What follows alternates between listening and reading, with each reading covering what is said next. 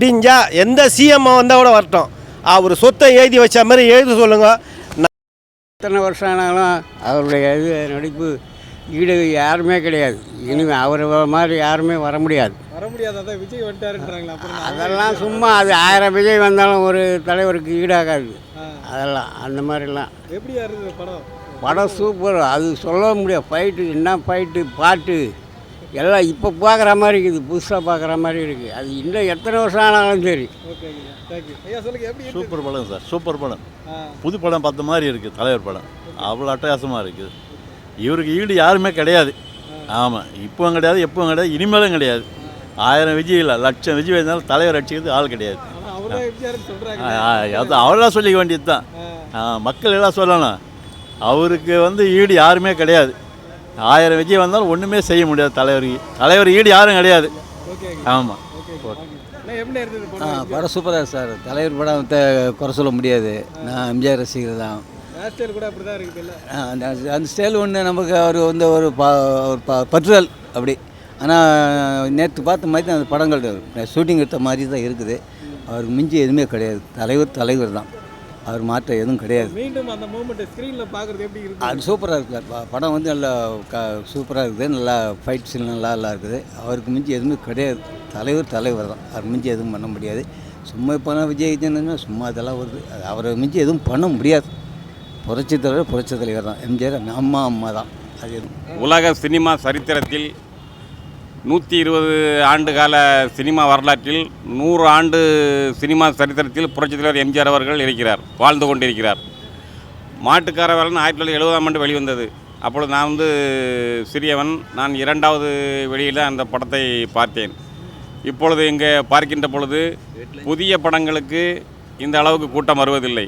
நிறைய தியேட்டர்கள் மூடப்பட்டிருக்கிறது. ஆனால் எம்ஜிஆர் படத்திற்கு மட்டும் திருப்பி ரசிகர்கள், தொண்டர்கள் எல்லோரும் அனைவரும் பார்க்க வருகிறார்கள்.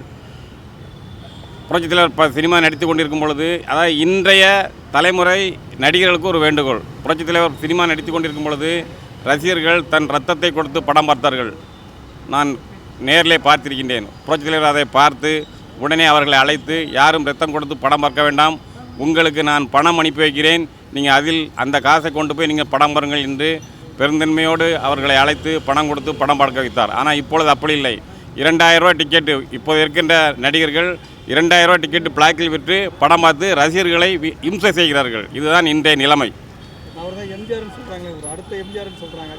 அதெல்லாம் கிடையாது. உலகத்துக்கு ஒரே ஒரு எம்ஜிஆர் தான், ஒரே ஒரு சந்திரன், ஒரே ஒரு சூரியன், ஒரே ஒரு எம்ஜிஆர் தான். எம்ஜிஆர் மாரி யாருமே வரவே முடியாது. இது சரித்திர சாதனை படைத்த ஒரே தலைவர் எம்ஜிஆர். சினிமாவிலும் அரசியலிலும் அன்றும் இன்றும் ஒரே தலைவர், ஒரே நடிகர் எம்ஜிஆர். உலகத்திலேயே சினிமாவில் செய்த, படத்தில் செஞ்சதை, நேரில் செஞ்சது 4 பேர் தான். ஒன்று புரட்சித் தலைவர் எம்ஜிஆர் உலகத்திலே, அடுத்தால அர்னால்டு, அடுத்தால புருஸ்லி, அடுத்தால ஜாக்கிசன். இவங்க தான் சினிமாவில் செஞ்சதை நேரில் செய்கிற இவங்க 4 பேரும் உலகத்தில் யாருமே கிடையாது. வாழ்க புரட்சித் தலைவர் எம்ஜிஆர் புகழ். தலைவருடைய படம் காலத்தால் அழிக்க முடியாத காவியம் இது. இன்றைக்கி அவருடைய ரசிகர்கள் குறைஞ்சது ஒரு 200 பேர். எந்த ஒரு பப்ளிசிட்டியும் விளம்பரமும் இல்லாமல் அதை பார்க்குறதுக்காக ஒரு சிறப்பான காட்சி. ஒரு படம் அவ்வளோ தெளிவாக 50 வருஷம் கிட்டத்தட்ட ஆகுது. இருந்தாலும் இப்போ 5 வருஷத்துக்கு முன்னாடி வந்த படம் போல் ரொம்ப பிரிண்ட்டு அவ்வளோ சூப்பராக இருக்குது. தலைவருடைய அந்த அழகான சண்டையும் பாட்டும் அவருடைய நடிப்பும் அத்தனை பேரையும் அப்படியே மெய்சில் இருக்க வச்சிருச்சு சார்.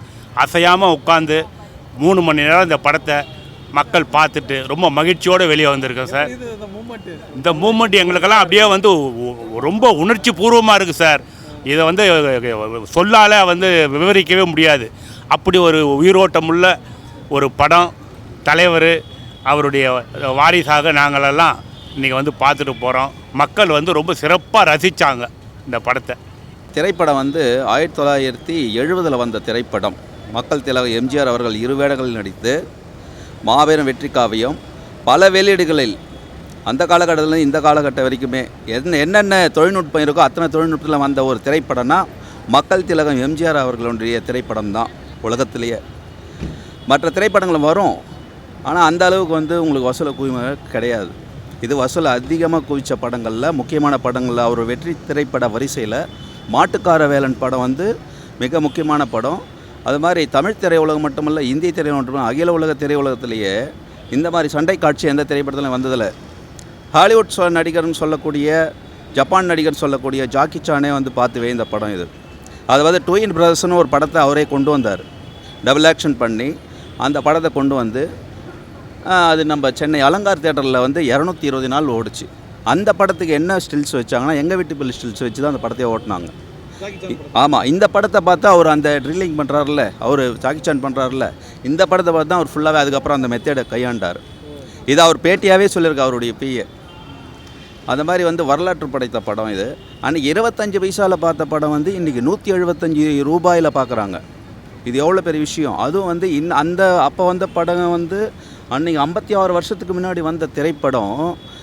இப்போ இன்றைக்கி 56 வருஷம் ஆயும் அந்த படத்தை பார்க்குறாங்கன்னா எவ்வளோ பெரிய விஷயம். இன்றைக்கி 50 பேர் பார்த்தாலே பெரிய விஷயம். இன்றைக்கி வந்து 200 பேர்கிட்ட பார்த்துருக்காங்க இந்த படத்தை. இது எவ்வளோ பெரிய விஷயம். நடிகர்ன்றது எல்லாமே சினிமாவில் நடிக்கிறாங்க. அவர் செஞ்ச மனித நேயங்கள், மக்களுக்கு உதவி புரிஞ்சது, அவருடைய இதுதான் வந்து இன்றைக்கி தேட்டரில் மக்களை வர வைக்குது. விளம்பரமே கிடையாது இதுக்கு. விளம்பரம் இல்லாமல் தான் இன்றைக்கி 200 பேர் வந்திருக்காங்கன்னா திடீர்னு அறிவிப்பு தான் இந்த படம் வந்தது. அந்த மாதிரி அவரை பற்றி சொல்ல நேரம் பத்தாது. முதல்ல எல்லா நடிகர்கிட்டையும் ஒரு திறமை இருக்குங்க சார். எந்த நடிகரும் குறைவானவர்கள் கிடையாது. ஆனால் எல்லா திறமையும் சேர்ந்த ஒரு நடிகர், ஒரு தலைவர்னால் அது மக்கள் திலகம் எம்ஜிஆர் மட்டும்தான். எல்லாத்துலேயுமே ஒரு திரைப்படத்துறையில் இருக்கிற 28 துறையும் அறிந்த ஒரு நடிகர்னால் அவர் மட்டும்தான். அரசியல் துறையில் மனித மனங்களை வந்து அறிஞ்சவர் யாருன்னா அவர் மக்கள் திலகம் தான். மக்கள் திலகன் வந்து எல்லாருக்கும் பேர் வந்தல, அவருக்கு மட்டும்தான் மக்கள் திலகம்னு சொன்னாங்க. நடிப்புலக சக்கரவர்த்தி அவர். அரசியல் ரீதி எல்லாருமே, அது ஜனநாயக நாடு, எல்லாருமே வரலாம், தப்பில்லை. ஆனால் மக்களுக்கு என்ன செய்கிறன்றது தான் முக்கியம். அவர் வந்து 13 வருஷம் தொடர்ந்து வர வச்சாங்க. 2 தடவை வந்து பிரச்சாரத்துக்கு வராமே ஜெயித்தாங்க தலைவர். அதெல்லாம் சாதாரண விஷயம். அதே மாதிரி ஒரு வாட்டி ஆட்சியை கலைச்சி திரும்பவும் அவரே ஆட்சியை பிடிச்சார். அது ஒரு மாபெரும் சரித்திரம். அந்த சரித்திரம்லாம் தமிழக அரசியல் மட்டும் இல்லை, இந்திய அரசியல் மட்டும் இல்லை, உலக அரசியலே கிடையாது. அது பிரச்சாரத்துக்கு வராமல் ஜெயிக்க முடியுங்களா? அவர் ஜெயித்தார். அதே ஸ்டைல் தான் விஜய் ஃபாலோ பண்ணுற மாதிரி சொல்கிறாங்க சார். அதை எப்படி பார்க்குறீங்க? அதான் நான் அந்த முதலே சொல்கிறேன், ஜனநாயகம் கிடையாது. யார் ஒன்றாலும் வரலாம், அவர் மாதிரி யாரும் வர முடியாதுங்க. அது குறிப்பாக அவர் இந்த விஜய்னா நான் சொல்ல வரல, பொதுவாக யாரும் அவரை மாதிரி வரவே முடியாது. அதிமுகன்றது என்னென்னா அவர் உருவாக்கி வச்ச ஓட்டு வங்கி தான் இன்றைக்கி வரைக்கும் அதிமுகவை தோல்வி வெட்டுறது சகஜம், அது வேறு விஷயம். ஆனால் ஓட்டு வங்கியை தக்க வச்சுக்கிறது, அவர் உருவாக்கி வச்சுட்டு போன ஓட்டு வங்கி தான் இன்றைக்கி வரைக்கும் இருந்துட்டுருக்கு. ஆமாம், ஒன்று நிஜம், அதுதான். அதில் ஒன்றும் மாற்று கருத்தே கிடையாது. அவர் ஓட்டு வங்கி தாங்க இன்றைக்கி வரைக்கும் அவருக்கு அதிமுக தக்க வச்சுன்னு இருக்கு. அவரை வச்சு தானே இதுவே அவருடைய போஸ்ட்டுக்குதா இன்றைக்கும் படம் ஓடுது.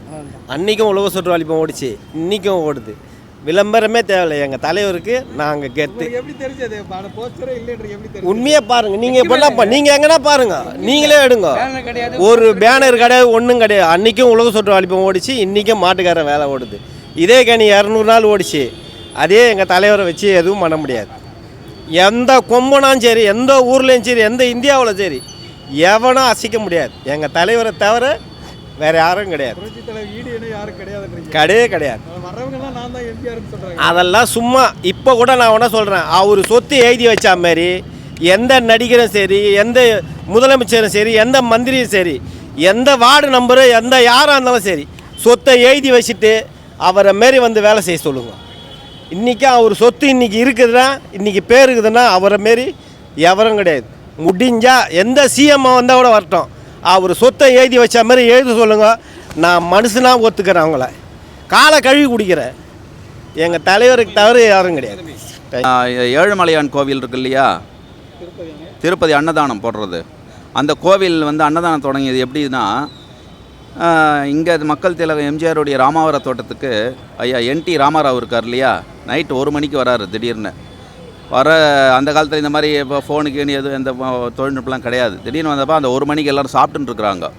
அப்போ அவர் తెలుగులో అన్నగారు 1 గంటకు భోజనం ఎక్కడమే హోటల్ లేదు, మీ ఇంట్లో ఉండుன்னு வச்சு விஐபின்றது அது வேறு விஷயம். ஆனால் மற்றவங்க எவ்வளோ பேர் சாப்பிட்டுன்னு இருக்காங்க 1 மணிக்கு, நைட்டு 1 மணிக்கு.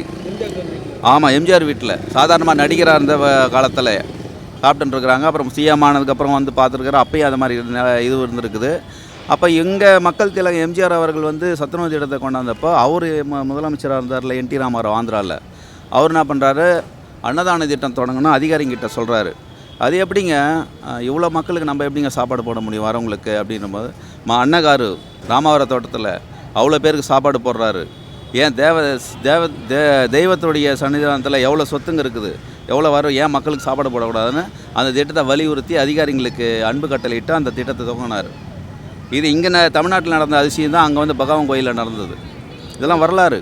இந்த மாதிரி நிறைய விஷயங்கள் இருக்குது அவரை பற்றி. நேரம் தான் பத்தாது, அல்ல குறையாதுன்னு வாங்கலாம். அந்த மாதிரி அவ்வளோ பெரிய கடல் மலை மாதிரி அவருடைய மனித நேயங்களுக்கு நான் சொல்ல வரேன். அவர் சினிமா நடிகர்ன்றது வேறு விஷயம். நான் நடிகர்னாலேயோ அவர் வந்து தமிழ்நாட்டை ஆண்டதுனாலேயோ கிடையாது. அவர் செஞ்ச தர்மங்கள் தான் அவருடைய புகழை இன்றைக்கி வரைக்கும் தக்க வச்சுட்டு இருக்கு, வளர்ந்துக்கிட்டு இருக்குது, தக்க வைக்கல. ஒரு நாளும் அதிகமாகினே தான் இருக்குது. வருஷங்களுக்கு பிறகு இன்றைக்கி புது படம் ரிலீஸ் படம் பார்க்குற மாதிரியே இருந்துச்சு. எம்ஜிஆர் படம். எம்ஜிஆர் படத்துக்கு ஈடு எந்த படமுமே வராது. 150 டிக்கெட் எல்லாருமே அதே ரிலீஸ் ஆகும்போது எந்த ஈடுபாடோட எம்ஜிஆர் ரசிகர்கள் பார்த்தோமோ அதே மாதிரியே வந்திருக்கும். கமலா தியேட்டர் நிர்வாகத்துக்கு ரொம்ப நன்றி இது படத்தை தேடி பிடிச்சி போட்டதுக்கு. சூப்பர் படம் ஆச்சு. 56 வருஷம் பிறகு பார்க்குறோம்.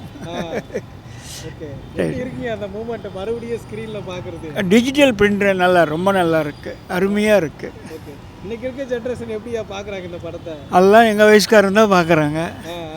ஸோ பழைய மெமரிஸ் எல்லாம் திரும்ப வந்து ஆமாம் ஆமாம், எம்ஜிஆர் ரசிகனாச்சே பார்க்கணும். ஐயா இன்னமும் தியேட்டர் ஃபுல்லாக இருக்குது எம்ஜிஆருக்காக. அது எப்படி? முக்கால்வாசி ஃபில் ஆச்சுங்க. சரிங்க, நன்றி. நன்றிங்க.